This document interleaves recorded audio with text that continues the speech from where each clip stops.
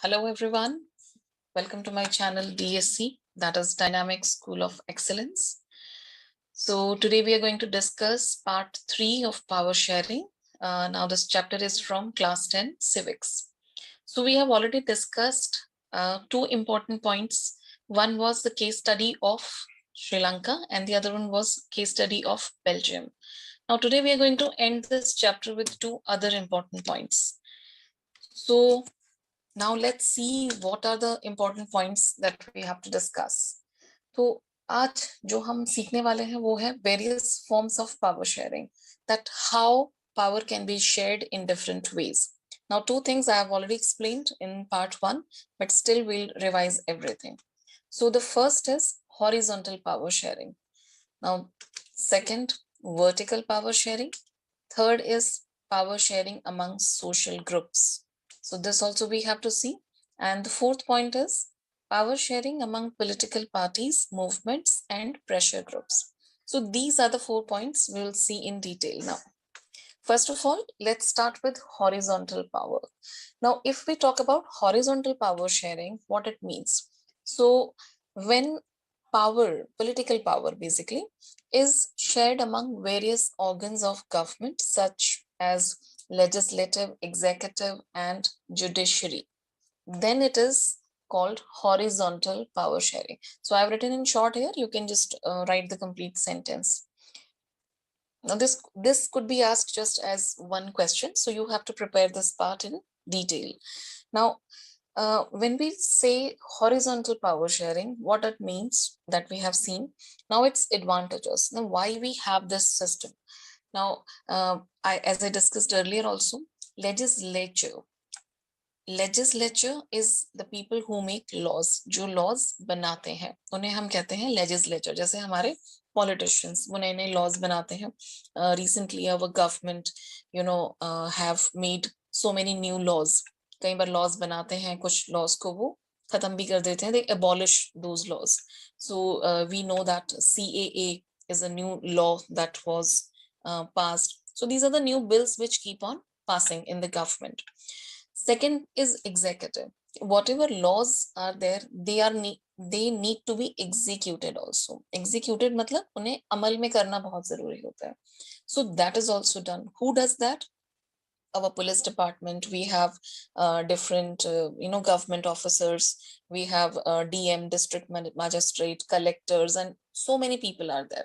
So they just make sure that in every part all the rules and regulations are properly executed. Now the third one is judiciary.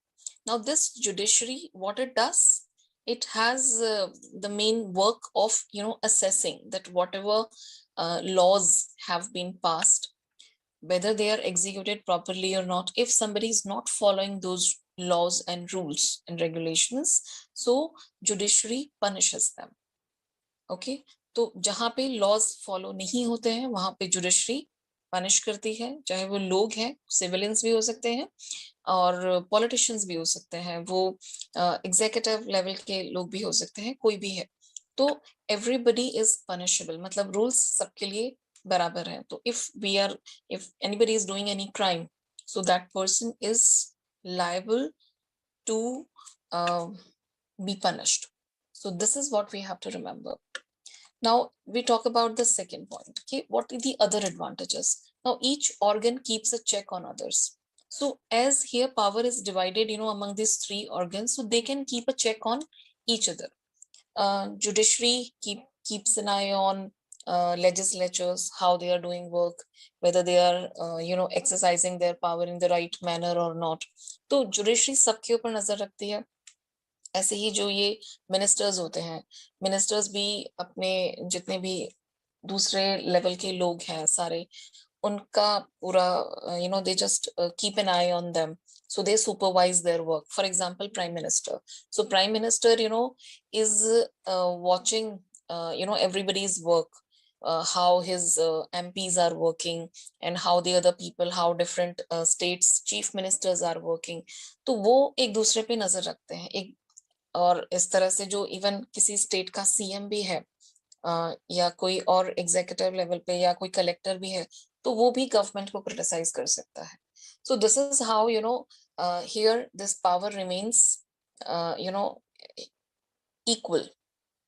So this is our third point कि they enjoy different powers at the same level. तो यहाँ पे कोई छोटा बड़ा नहीं है, they have got the equal power. This is another point. Equal power होने से क्या होता है कि nobody is able to subjugate others. मतलब एक दूसरे को वो नीचा नहीं दिखा सकते हैं या उन्हें सप्रेस करने की कोशिश नहीं कर सकते हैं.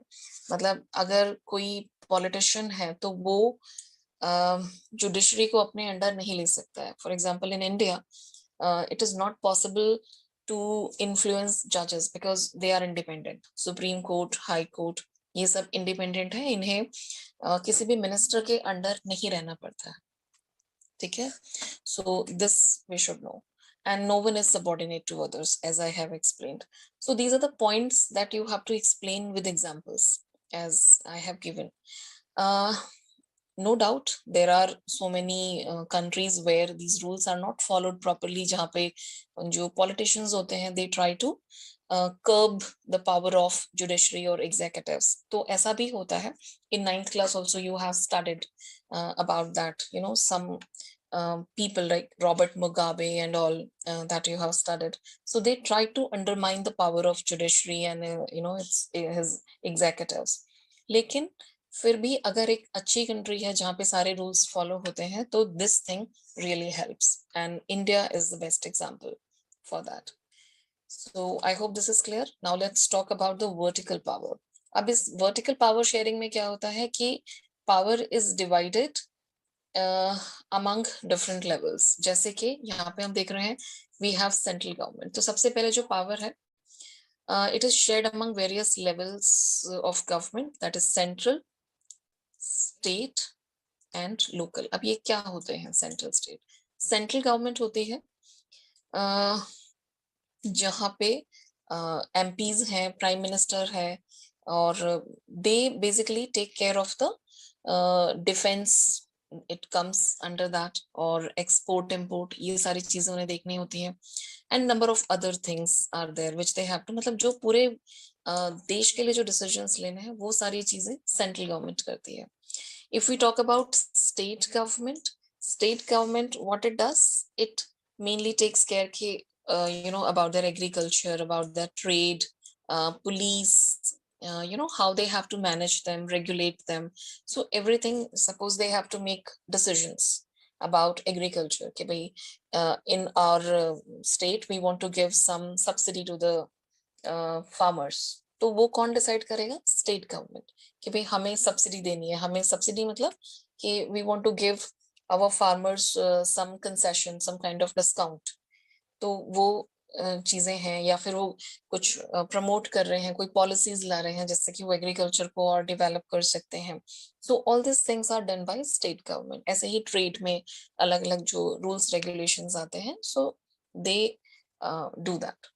लोकल गवर्नमेंट जो होती है, लोकल गवर्नमेंट में क्या होता है कि एक पर्टिकुलर एरिया दिया जाता है काउंसिलर्स को. In cities I am talking about.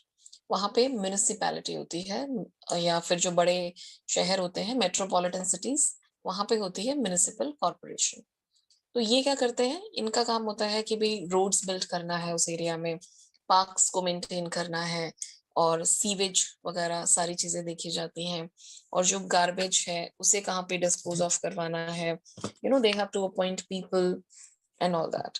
सो ये सारी जो चीजें हैं ये देखती है लोकल गवर्नमेंट. तो यहाँ पे क्या हुआ है कि पावर को शेयर कर दिया.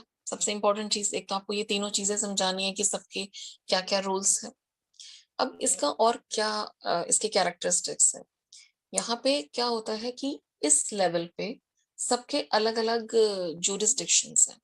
अब ये वर्ड आपके लिए बहुत इंपॉर्टेंट है क्योंकि ये नेक्स्ट चैप्टर जब हम फेडरलिज्म पढ़ेंगे उसमें भी आएगा. What is jurisdiction? कि the area where somebody has legal authority. मतलब क्या होगा कि everybody is given a particular area where they exercise their authority. This is what happens. So the next thing is they have particular defined rule. सबके अपने अपने rules हैं. सबके अपने अपने एरियाज हैं, जैसे अभी यहाँ पे मैंने समझाया आपको, तो ये चीजें आपको उसमें बतानी है। तो वर्टिकल पावर शेयरिंग में क्या होता है कि कोई भी एक दूसरे के काम में इंटरफेयर नहीं करता है, सबके जुरिस्डिक्शन है, मतलब अथॉरिटी सबकी अलग अलग है। अगर एक सीएम है, मतलब एक किसी स्टेट का सेंट्रल चीफ मिनिस्टर है, सॉरी सेंट्रल नहीं चीफ मिनिस्टर है, तो वो अपने एरिया अपने स्टेट के बारे में ही डिसीजन लेगा, वो सेंट्रल गवर्नमेंट के काम में इंटरफेयर नहीं करेगा। इसको कहते हैं जुरिस्डिक्शन। अगर एक लोकल गवर्नमेंट है, मान लो अगर एक गांव में ग्राम पंचायत है, तो उसको सिर्फ अपने गांव के ही डिसीजंस लेने हैं। वो एक बड़े लेवल पे एक स्टेट के या जो पूरे इंडिया में जो चीजें होंगी, एक पूरे कंट्री में जो चीजें होंगी, उसमें वो अपनी इंटरफेरेंस नहीं करेंगे। तो सबके अपने अपने एरियाज हैं जहाँ पे उन्हें काम करना होता है, और सबके अपने अपने रोल्स होते हैं। So this is how this power is shared. अब आते हैं थर्ड। यहाँ पे क्या होता है कि power is shared among social groups. Now what happens here कि sometimes power is shared among different cultural और religious groups।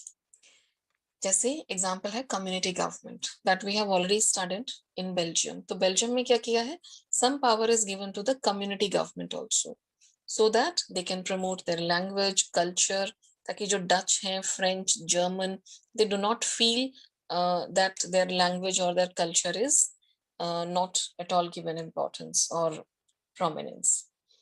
सेकेंड, अगर आप इंडिया का एग्जाम्पल लेते हैं, इंडिया में कुछ पावर किसको दी गई है, SC ST एंड OBC को। How this power is given, by giving reserved seats to them. तो इससे क्या होता है, when they have got reserved seats in the parliament, तो वहां पे उन सीट्स पे जो लोग जो मिनिस्टर्स आएंगे वो शेड्यूल कास्ट या शेड्यूल ट्राइब या OBC की ही होंगे। OBC मतलब अदर बैकवर्ड क्लास, SC मतलब शेड्यूल कास्ट, ST मतलब शेड्यूल्ड ट्राइब। तो इस तरह से उन्हीं को ही वो सीट्स देंगे। इससे क्या होगा कि जब जो डिसीजंस लिए जाएंगे पार्लियामेंट में, तो वो भी अपने लोगों की बात पहुंचा सकते हैं। They can also explain, they can also carry forward their issues in the parliament. तो इस तरह से पावर को शेयर किया गया है। थर्ड पॉइंट यहाँ पे आप लिख सकते हो वुमेन का। Women have got representation in local government. जो ग्राम पंचायत या जो म्युनिसिपल कॉर्पोरेशन के जो इलेक्शंस होते हैं, वहां पे 33% जो रिजर्वेशन है that is given to women. तो women have also got importance here this way, right. Fourth जो पॉइंट है उसमें आपको क्या याद रखना है, फोर्थ पॉइंट जो है, this is about the political parties. There are many political parties that represent different ideologies and share power when they form alliance, जिसे हम कहते हैं कोलिशन गवर्नमेंट। अब ये कोलिशन गवर्नमेंट क्या होती है, जैसे मान लो कोई भी एक पार्टी है, बीजेपी है, बीजेपी को कुछ सीट्स कम पड़ रही हैं अपने मेजोरिटी प्रूफ करने के लिए, तो वो क्या करते हैं, जो छोटी पार्टीज होती हैं, रीजनल पार्टीज होती हैं, उन्हें अपने साथ मिला लेते हैं। तो बीजेपी ने यही किया है कि बीजेपी ने छोटी छोटी पार्टीज को अपने साथ मिला के यूपीए की एक गवर्नमेंट बना लिया, उसे हम यूपीए कहते हैं। वो होता है यूपीए मतलब यूनाइटेड प्रोग्रेसिव अलायंस। तो इसमें क्या होता है कि एक अलायंस बना लिया, अलायंस मतलब एक ग्रुप बना लिया। अब वो एक यूपीए की सरकार है, यूपीए में नाउ मेजर जो है वो बीजेपी है और बाकी की छोटी छोटी पार्टीज है। तो यहाँ पे क्या हुआ कि BJP is sharing power with those small regional parties also. तो इस तरह से क्या होता है कि जो छोटी पार्टीज होती हैं, तो उन्हें भी एक मौका मिल जाता है पार्लियामेंट में आने का, और अपने जो एरियाज या अपने जो लोगों के जो इश्यूज हैं वो वहां पे वो लेके आ सकते हैं। तो ये चीजें आपको बहुत ज्यादा अच्छी तरह समझ में आएंगी जब हम करेंगे अपना चैप्टर पॉलिटिकल पार्टीज। तो उसमें जो अलग अलग पार्टीज की जो आइडियोलॉजीज हैं, जिस हिसाब से वो काम करते हैं, वो आप फिर बहुत अच्छी तरह से समझ पाओगे। दूसरी एक चीज होती है कि power sometimes is shared with businessman, traders, industrial workers. कैसे, हम उन्हें कोई सीट तो दे नहीं रहे हैं पार्लियामेंट में, लेकिन ये क्या होते हैं, जब भी मिल जाते हैं, इकट्ठे हो जाते हैं, तो ये अपनी पावर को एक्सरसाइज कर सकते हैं और they can influence government. and the government's decision making. Sometimes they succeed, sometimes they don't. तो businessmen क्या करते हैं, when they make the group, they can force the government to change certain laws. जैसे government ने एक law pass किया था CAA का, तो people got united and they opposed that. ऐसे ही अभी एक किसान बिल आया था recently, आपको पता होगा. In so there also people opposed and did not follow कुछ लोगों ने. तो ये है मूवमेंट्स, यहाँ पे मूवमेंट्स हो रही हैं, प्रेशर ग्रुप्स हो रहे हैं, इसके थ्रू लोग अपोज करते हैं और गवर्नमेंट को फोर्स करते हैं कि you have to make changes to your decisions. This is what happens. तो यहाँ पे हमारे फॉर्म्स ऑफ पावर शेयरिंग पूरे होते हैं. एंड नाउ एक लास्ट क्वेश्चन आपके साथ और डिस्कस करूंगी, that is the power sharing whether it is desirable और नॉट. ये क्वेश्चन अलग अलग तरीके से पूछते हैं कि पावर शेयरिंग जरूरी क्यों है. तो here you have to give the example of Sri Lanka, Belgium, India, जहां पे पावर को शेयर करने से क्या हुआ है, क्या फायदे हुए हैं, वो आपको बताने हैं. सबसे पहला फायदा क्या है, there is reduction in social conflict. तो जो सोशल कॉन्फ्लिक्ट्स होते हैं वो रिजॉल्व हो जाते हैं, as we have seen in Belgium. क्योंकि जब आप पावर को शेयर करते हो अलग अलग ग्रुप्स के साथ, कम्युनिटीज के साथ, तो पीपल फील हैप्पी कि भाई चलो our rights and are not at all undermined. Second, ensures political stability. It can ensure political stability. कैसे? Basically, what happens that if you are changing again and again, if the power is not shared, जैसे कहाँ पे हुआ था, श्रीलंका में, when the power was not shared, there was so much political instability and there was a lot of violence, conflicts among people. So this kind of things do not take place. Other thing, it promotes national unity. अब वो national unity कैसे promote होती है इससे, कि when people feel that their rights are not at all suppressed, are not at all, they are not deprived of their rights and they are given equal opportunities, so they feel happy and they can live even in the diversity. Now here you can give the example of India. India is that country where it is really helping us. अब book में एक point दिया हुआ है कि imposing the will of majority community over others may look like an attractive option in the short run, but in the long run it undermines the unity of the nation. कैसे? So this you have to understand कि majority community कई बार क्या होती है कि अपनी power को exercise करती है, they do it and they try to undermine the minority groups.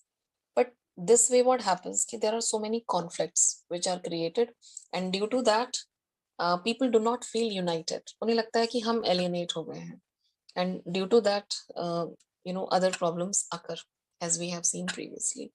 So if we want to really unite our country, we need to share the power.